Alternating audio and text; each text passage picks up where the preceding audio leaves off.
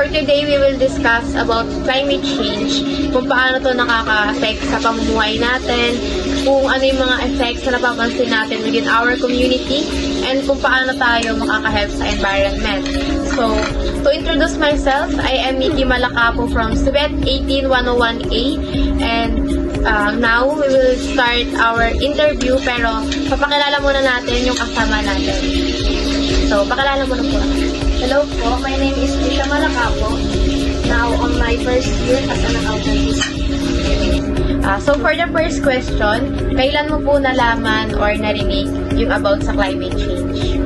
Una ko po siyang nalaman sa school namin during science class, and narinig ko rin po siya sa mga kaibigan. So for the second question is, meron ka po bang mga napapansin na effects sa climate change dito sa lugar natin or community natin? Yes po, like sa weather po ng place natin ngayon is sobrang init. Then minsan napapansin ko po na kahit mainit lang kanina or kahapon is bigla-bigla na lang pong umuulan. Yun po yung mga effects na napapansin ko. So for the next question is, meron ka po bang mga nagagawa na nakaka-help sa environment? Sa tingin ko po is nakaka-help yung sa like pagtitipid ng tubig and also sa pag-recycle ng mga gamit or yung mga pwede pa po ulitin ng mga gamit.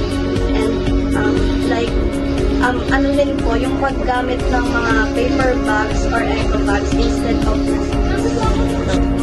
For the last question is, bakit sa tingin mo kailangan may pakayong mga tao sa climate change? Dapat po may pagpapahalaga yung mga tao sa climate change kasi una sa lahat is na makaka-affect po sa future natin and also sa mga animals and lalo na po sa place natin. And kapag hindi po natin to inactionan ngayon is mas lalo pa pong lalala yung mga problema na kinakaharap po ng community natin dito. So to end this interview, I would like to thank Ms. Tisha Malacapo for participating in my video presentation and answering all my questions regarding to climate change. And that's all. Thank you for watching.